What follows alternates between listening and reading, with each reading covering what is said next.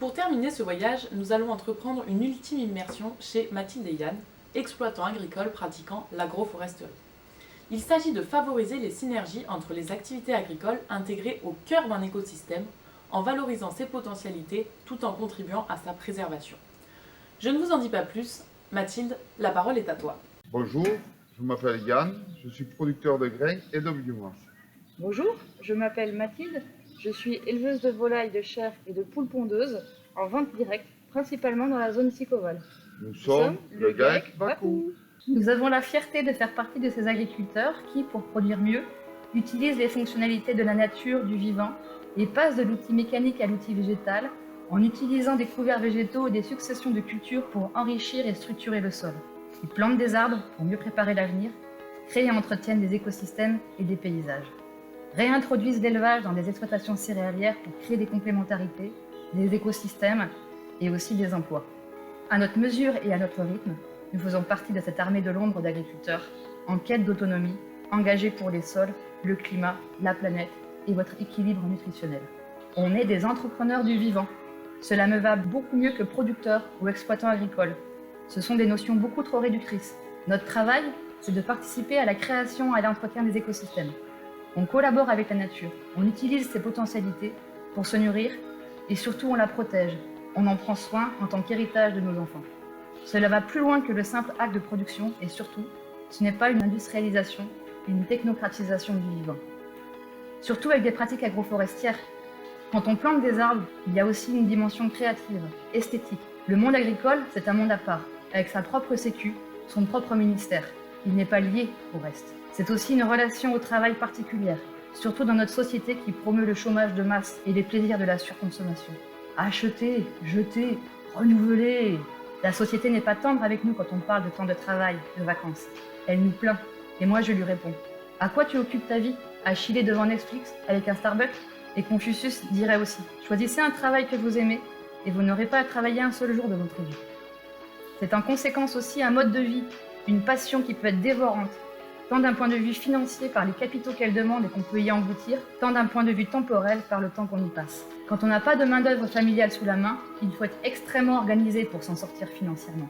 Il faut être innovant, rigoureux et plein d'énergie. L'intérêt, c'est aussi qu'on met une valeur financière sur notre travail, sur ce qu'on réalise.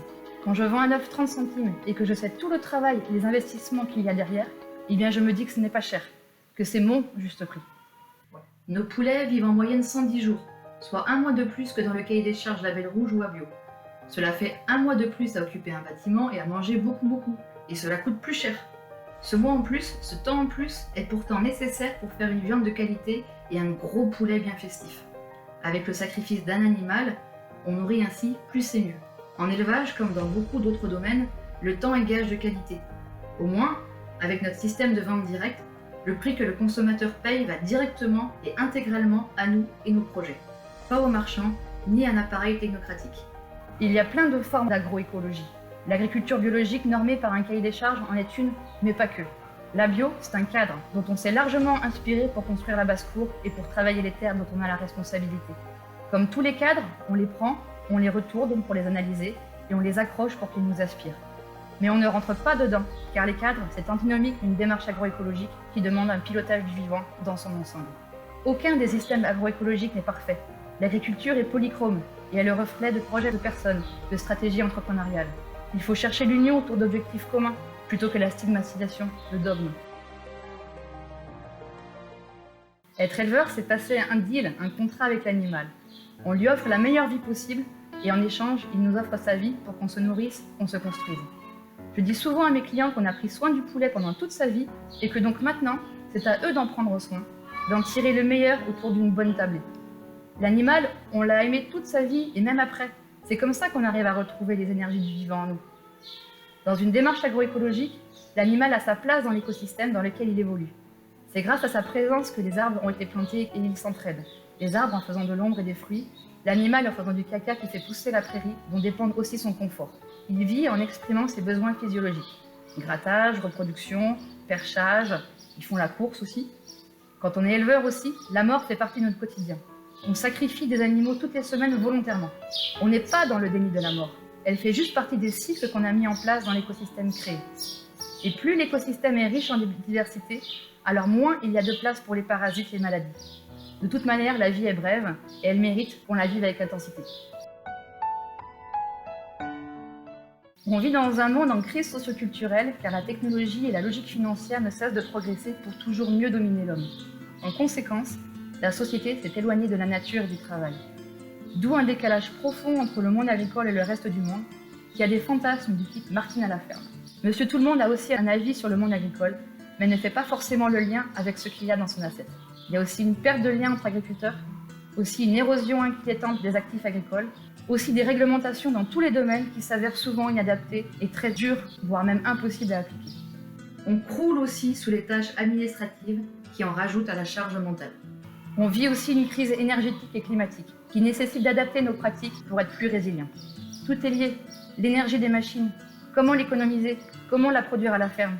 Le cycle de l'azote, avec la question de l'utilisation des engrais, le pouvoir des plantes fixatrices d'azote, le recyclage des excréments des animaux et des hommes, l'alimentation en protéines des animaux et des hommes.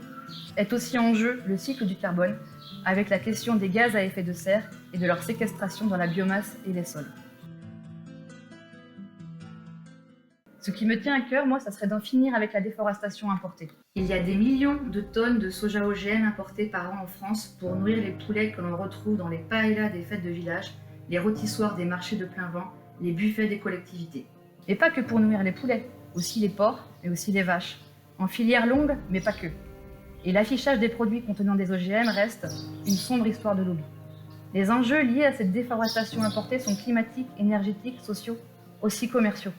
En l'état, cela nous met, nous, les pays importateurs, en situation de dette écologique et sociale au regard des pays producteurs, et cela creuse les inégalités de répartition de richesses ainsi que les problèmes environnementaux. Elle tue des enfants qui ne sont pas nés au bon endroit et sur lesquels des canadaires défersent des quantités néfastes de glyphosate pour que le soja transgénique qui nourrit les animaux élevés en France coûte encore moins cher, même après avoir traversé les océans. Elle tue aussi des enfants d'ici, élevés à coups de malbouffe, facile et pas cher, qui entraînent des problèmes de santé divers et importants, le cancer, l'infertilité, l'obésité, des malformations. Elle tue aussi de la biodiversité dans une forêt légendaire, des richesses encore méconnues données par Dame Nature, car l'importation de soja transgénique est gourmande en toujours plus de terres et contribue à la déforestation.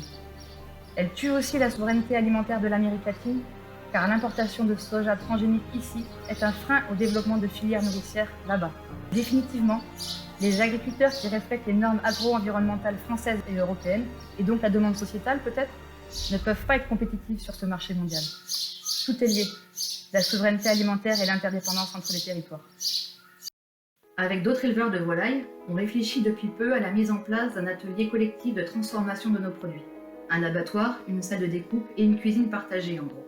Cet atelier serait ouvert à d'autres producteurs, par exemple des maraîchers, et ensemble, on pourrait produire du poulet basquaise et le livrer dans les cantines. Le projet du moment qui me tient peut-être le plus à cœur, c'est la création d'une ferme ludopédagogique sur le site de la Basse-Cour, à destination de différents publics, avec une salle de cuisine pour réapprendre à cuisiner. On va faire appel à différentes personnes, notamment Zoltan, qui va vous développer un peu l'idée. Bonjour, je vais vous conter les mystères du bois gourmand, la connaissance, des sciences qui font tourner le monde. Comment, avec le pouvoir de l'air, le pouvoir de l'eau, le pouvoir de la terre, le pouvoir des plantes et le pouvoir du soleil, on arrive à produire des protéines pour se nourrir et se construire. Aussi du gras, car le gras, c'est la vie. Venez à moi, passez un temps d'émerveillement dans mon open space. Parce que science sans conscience n'est que ruine de l'âme.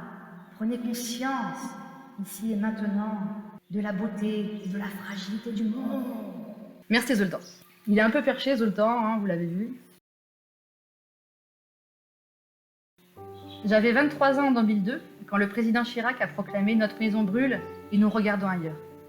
En 2021, quelques 20 ans après, on n'a fait qu'empirer les choses. On a fait qu'empirer les choses et à l'heure actuelle, certaines conséquences des actes de nos sociétés sont irréversibles.